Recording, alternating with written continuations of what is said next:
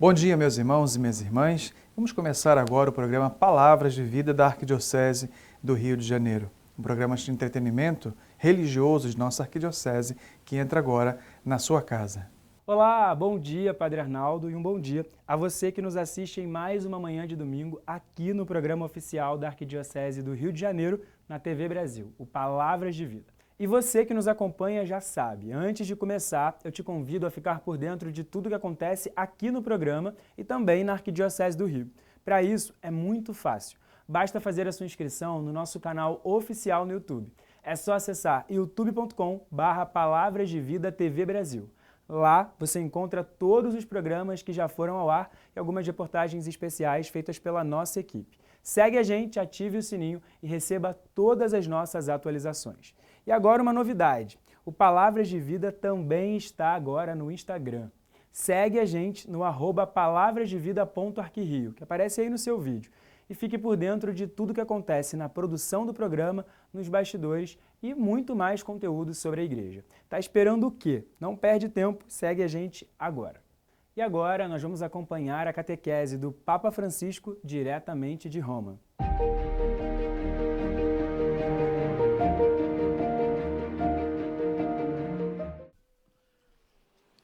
Cari fratelli e sorelle, buongiorno. Queridos irmãos e irmãs, bom dia.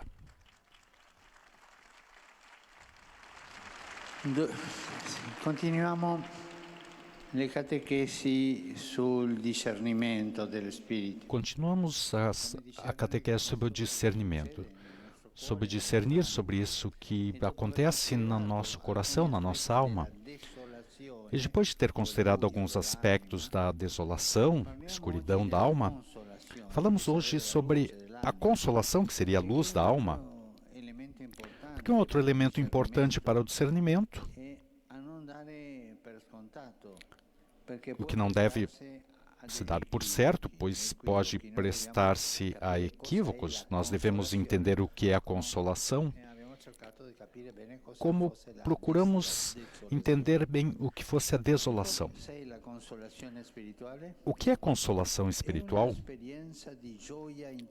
É uma profunda experiência de alegria interior, que permite ver a presença de Deus em todas as coisas. Ela revigora a fé e a esperança, assim como a capacidade de fazer o bem.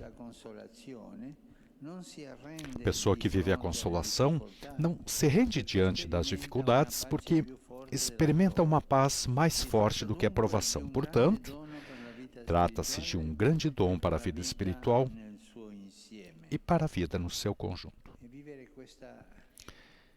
E viver essa alegria interior.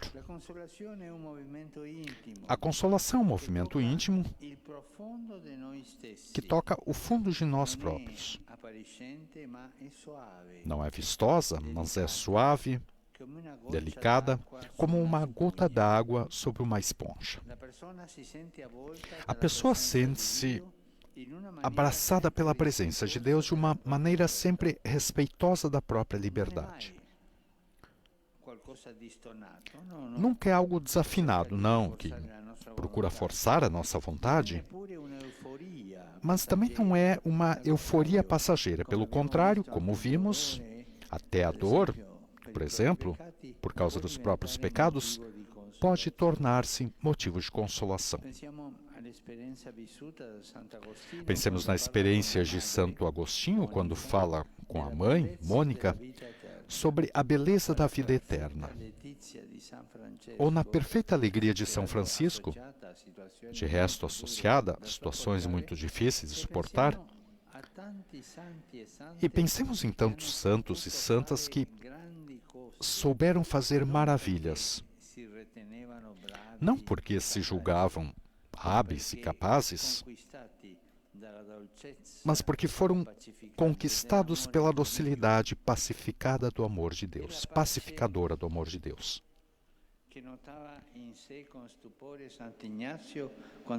Trata-se da paz que Santo Inácio sentia em si com admiração quando lia a vida dos santos, sentir-se consolado a estar em paz com Deus, tudo harmônico dentro de nós.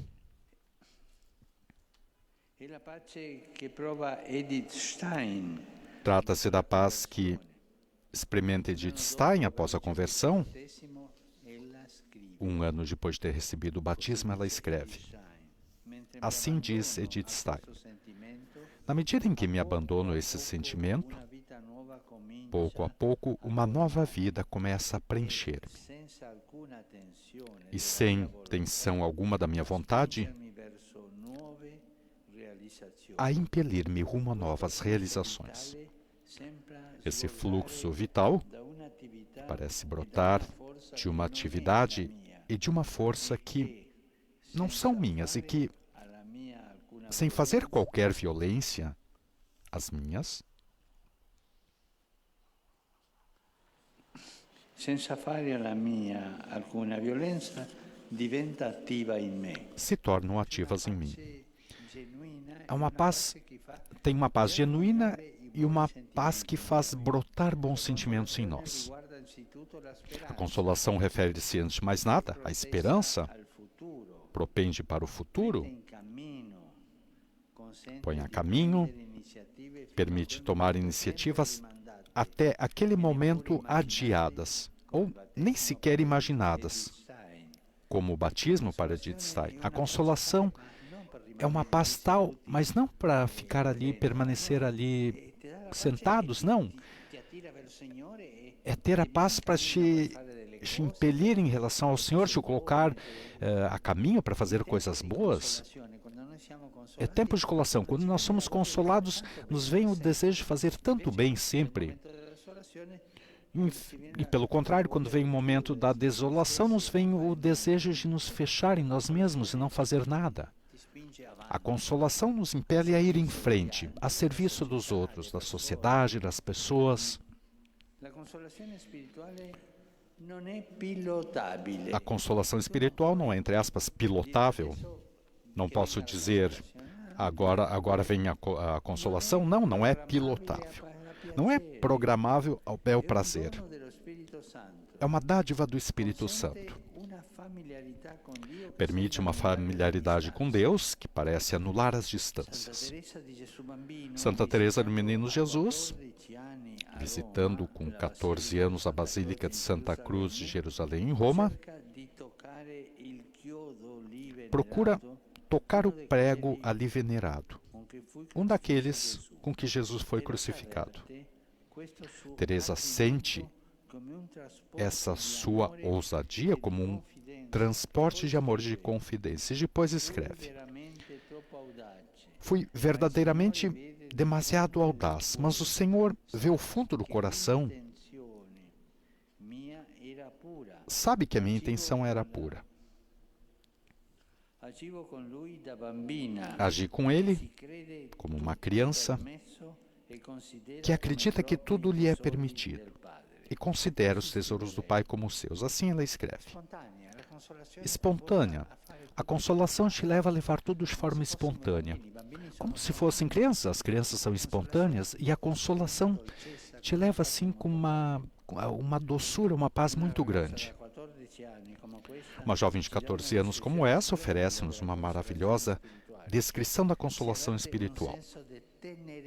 Temos uma sensação de ternura em relação a Deus, que nos torna audazes no desejo de participar na sua própria vida, de fazer o que lhe agrada, porque nos sentimos familiarizados com Ele.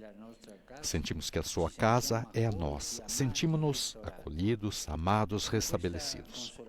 Com essa consolação, não nos rendemos diante das dificuldades. Com efeito, com a mesma audácia, Teresa pedirá ao Papa autorização para entrar no Carmelo. Não obstante, fosse demasiado jovem e será atendida. O que quer dizer? Quer dizer que a consolação nos faz audaz.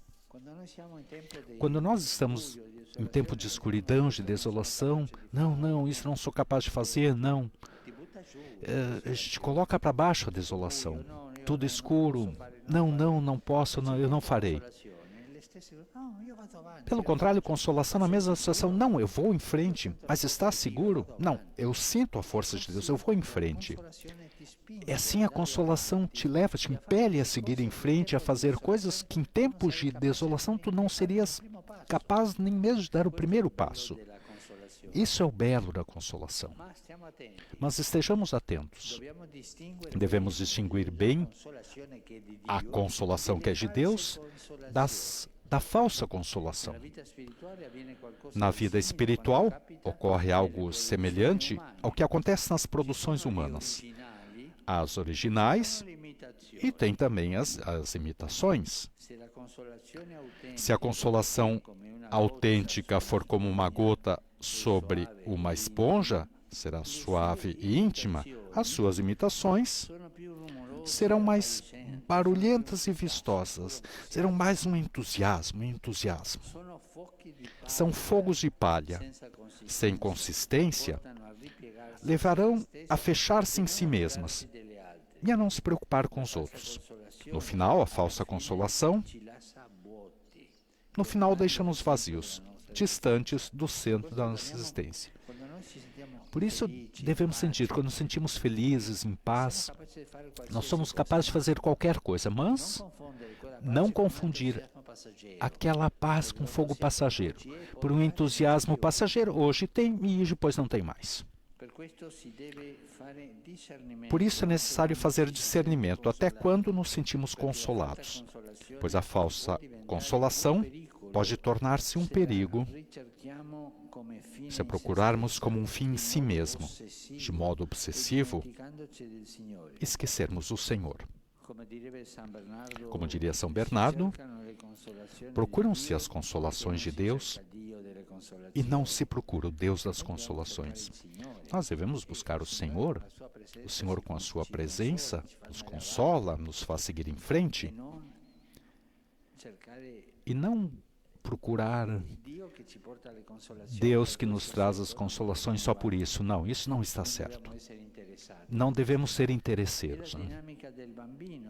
E também a dinâmica da criança, de que falamos da última vez, que só procura os pais para obter alguma coisa deles, mas não por eles próprios. Vai por interesse.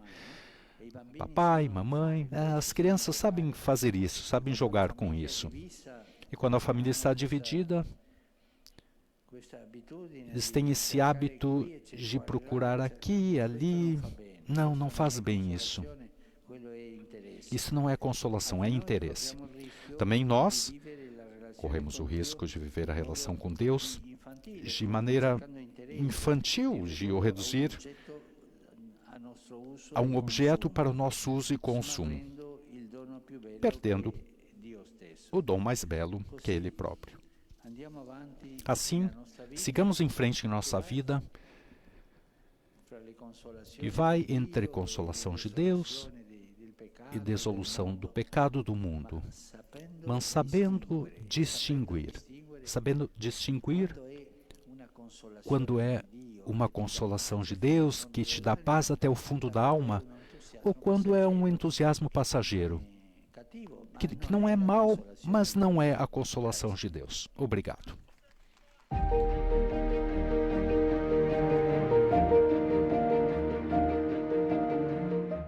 E nós continuamos no Vaticano agora com a nossa correspondência internacional. A nossa repórter Bianca Fracalvieri traz as últimas informações direto da Praça de São Pedro.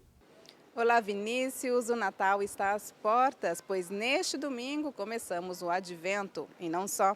Como é possível ver nas minhas costas, os símbolos natalinos por excelência já estão sendo preparados na Praça São Pedro. E será o Natal italiano no Vaticano. Pois é, a árvore vem da região dos Abruzos, no centro da Itália, e tem 30 metros de altura.